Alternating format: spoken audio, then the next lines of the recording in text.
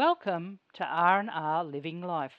In this episode, Rick and I travel further south along the Great Northern Highway towards Newman. We left Auski Roadhouse just after 8 this morning, after a stunning sunrise as it made its way through the clouds along the horizon. As we were travelling, the sun made for some interesting colours as it peeked through the clouds, highlighting some of the features of the landscape. We travelled back through Mungini Gorge, past the Karajini turnoff and on further south. Our travels today were planned to be just over 460 kilometres, so a long day ahead. I thought the ranges we were seeing further south were not as spectacular as in Karajini. Little was I to know, but more on that later. We passed Mount Macquarie, located in the southern eastern part of Karajini National Park, and is the highest peak in Western Australia at 1,253 metres, being 15 metres higher than Mount Bruce. Mount Macquarie was discovered by European surveyor Trevor Markey and his party in 1967. Tom Macquarie, Chief Geodactic Surveyor of Western Australia, directed the survey party and performed the calculations that confirmed the mountain was the highest peak in Western Australia. After Macquarie's sudden death in 1967, it was recommended that the recent discovered peak be named after him. Controversy ensued when Gina Rinehart applied to rename the mountain after her father, but the application was declined twice.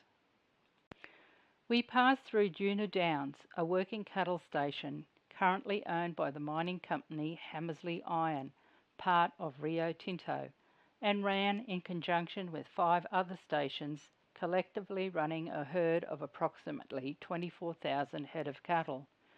In 2016, Duna Downs became an added operational base of Fortescue helicopters, being centrally located in the middle of the Pilbara, making it an ideal aerial mustering operations base. After researching the history of Duna Downs, I have struggled to find much information on settlement before the early 1940s. In more recent years, the lease of Duna Downs was purchased by Rio Tinto, as there are several iron ore mines on and around the station that Rio Tinto operate in conjunction with Hancock Prospecting. The dust-covered landscape was disturbing, just the vast expanse of it. Then again, the wind would carry it kilometres from the mine, just like in dust storms. We stopped at Mount Robinson Rest Area, a very quiet and picturesque spot set back off the highway about a kilometre, for a short break to stretch our legs. With its high cliffs of striking red rock and the vast expanse of spinifex, the usual green mounds flush with yellow stalk seeds from recent rains made such a contrast with the red mountain in the background. Fig trees clung to the rock walls by roots that followed crevices and fissures in the rock walls in search of water. We stopped for an iron ore train with the usual UHF warning that gave clear warning of the approaching train. Then it was just a case of waiting for it to pass. BHP's rail system is amongst the most technologically advanced and efficient in the world, with the rail line forming a key part of the iron ore production process. I was wrong about the ranges, as we came into some just as interesting, about 130 kilometres from Newman. The hills were not as red but smaller and smoother, so vastly different than the cliffs and steep crevices in Karajini. We passed Willy Wally Creek in the central Hamersley Range, where Rio Tinto iron ore is pumping out groundwater from below a permanent series of pools and springs in order to mine an ore body beneath the water table. It is sad to read that these once rare permanent bodies of water within the Willy Wally Creek system, with its highly unique ecological and cultural significance, that support unique communities of plants and animals, some of which are endemic to the springs, are being put at risk. Just out of Newman was Mount Newman, that stands 1,128 metres above sea level. We stopped at the lookout with spectacular 360-degree views of Newman, the mine and the surrounding country, and we were again amazed by the rich colours of the landscape created by the presence of iron ore. It was remarkable. Newman, originally named Mount Newman until 1981, was established as a company town to support the development of iron ore deposits at nearby Mount Whaleback, and is also a service town to the nearby mining settlements of Tom Price and Paraburdoo. We then drove back through town to the big truck next to the highway and the information panels. It was still overcast as we left Newman. We were in the Shire of East Pilbara, close to 372,000 square kilometres, the largest shire in the Southern Hemisphere and the largest local government area in Australia. The Shire is renowned for its abundant natural beauty and geographic diversity and its association with the resources industry. Blessed with open spaces, coloured by unique pigment of red landscapes, dramatic creeks and spectacular gorges. In 1861, explorer Francis Gregory led the first expedition to the Pilbara region, and in the vicinity of the Grey River reported that iron ore hills played havoc with his magnetic compass. 3 years later, mariner Peter Headland landed at Mangrove Harbour, later named Port Hedland, in his honour. Since the late 1880s, the Pilbara has been a mining region. In 1876, the area around Newman was explored by Ernest Giles and Alex Ross. 20 years later, a mapping expedition named the highest peak in the area Mount Newman. By 1954, Newman had become a major town. In 1957, Stan Hilditch climbed what would later be known as Mount Whaleback and realised he was standing on a massive deposit of iron ore. With the embargo on iron ore exports due to the government's concern that the mineral was in short supply, Hilditch and his partner Charles Warman kept the discovery secret until the embargo was lifted in 1961, opening up the development of the industry and the birth of the Mount Newman iron ore project.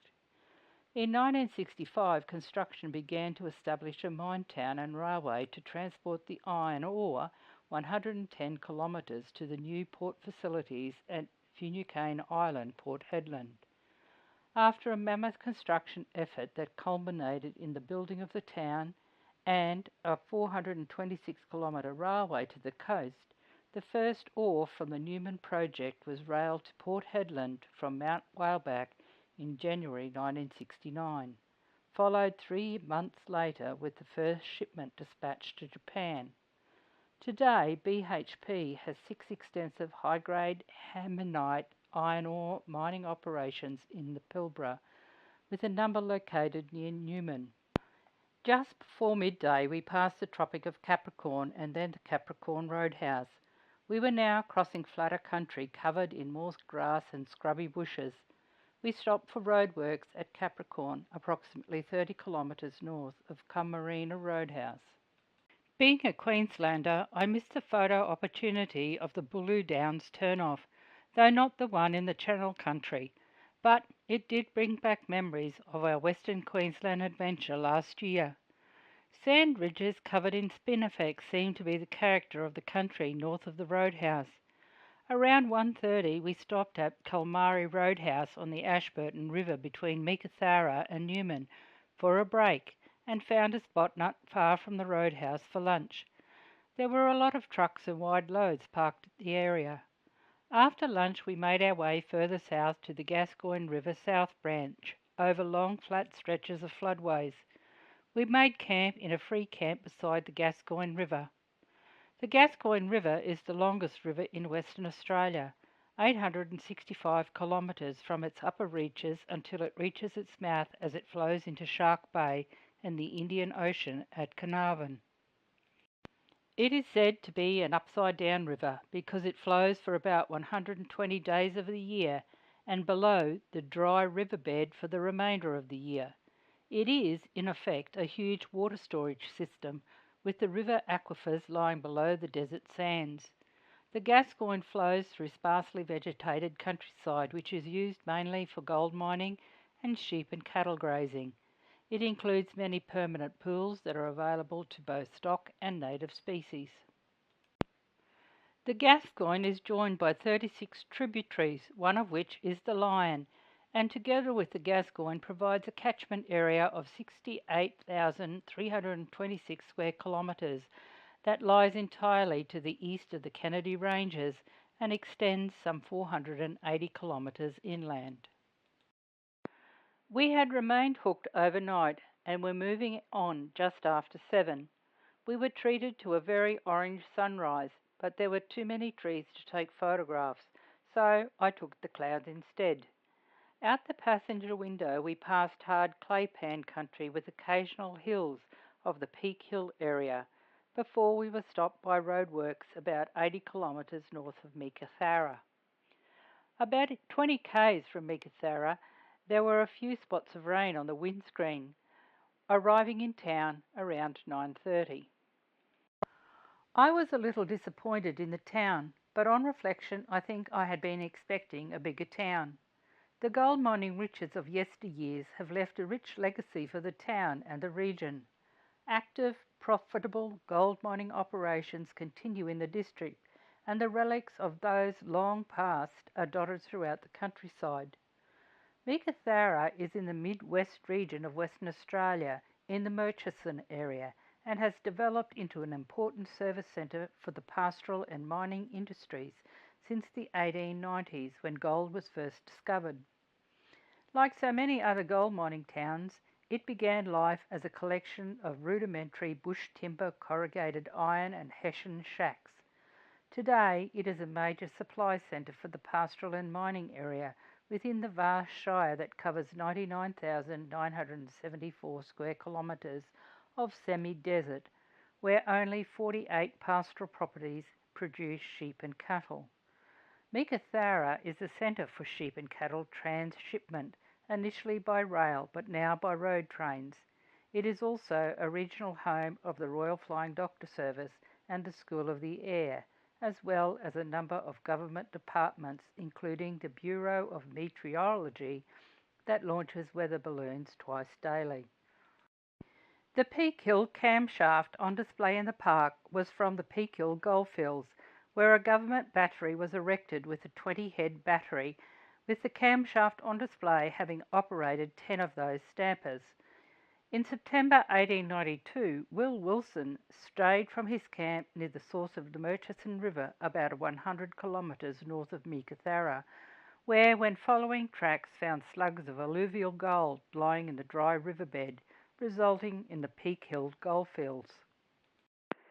In 1906, Alfred Canning was appointed to develop a stock route from the East Kimberley to the Murchison, with the stock route comprising 54 wells, and was completed in 1908.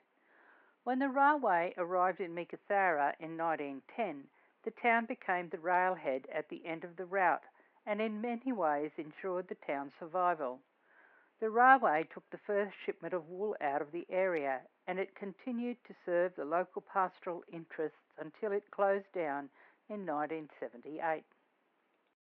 As we left Meekatharra, we passed Bluebird Mine, approximately 15 kilometres south, part of West Gold Resources Murchison operations, which consist of the Meekatharra and the Kew Gold operations.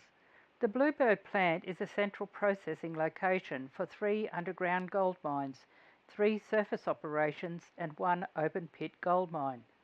About 40 kilometres from Meekatharra, we passed Lake Inean, a shallow saltwater lake system with many islands and peninsulas, roughly 120 square kilometres in area, and consists of a main water body that almost always holds water, and 2 elongated arms, with one that is essentially a network of branching creeks that feed water into the lake, while the second arm is a drainage system that arises near the western edge and reaches almost to the headwaters of Hope River, an overflow of Lake Inean. The entire lake only fills after flooding caused by tropical summer and autumn rains. The ghost town of Nanine, a former gold mining town, is located on the northern banks of Lake Inean. The original settlement was down in a gully area east of the mines, but by 1919 the town was in deep decline. Other tiny ghost towns in the area are Garden Gully, Abbots, Gaboninthia, Peak Hill, and Horseshoe that all tell the story of gold mining in this harshest of environments. We strolled around Kew with its old world charms, full of splendid stone buildings constructed over a century ago, and was formerly the scene of a huge gold rush during the late 1890s, once the centre of the Murchison goldfields. The area is not a flat, arid landscape, but is scattered with huge breakaways and bright white salt lakes. Along the main street, the heritage of the gold rush era is highlighted by every building along the street, some empty or in ruins, while others are still in use. Kew is a wonderland of impressive historic buildings. Further on from Kew, we passed a lake with corrugated iron green sheep, while further on was the magnificent breakaways of the Granites. Just north of Mount Magnet, the escarpment is about 20 metres high and is spread over several hectares, with rock formations made up of soft white granite with a hard red-brown iron cemented capping. Erosion has sculptured the caves from the soft white granite beneath the laterite to form ridges and caves and huge rounded boulders which have spectacular sculptured surfaces. Mount Magnet is a small township with an extraordinarily wide main street, named in 1854 when surveyor Robert Austin noted that a hill near the present town site had magnetic limestone that played havoc with his compass, hence the name. The town now survives on a combination of gold mining and services for the surrounding pastoral area, which has some of the largest sheep stations in Western Australia, though in recent times with the increased price of gold, a number of huge open-cut mines have been established. The country is marginal and desert-like, with an annual rainfall of only 228 millimetres per year. The actual Mount Magnet is located 60 kilometres east of the current township. Kirkalock Station is a former sheep station just over 50 kilometres south-southwest of Mount Magnet.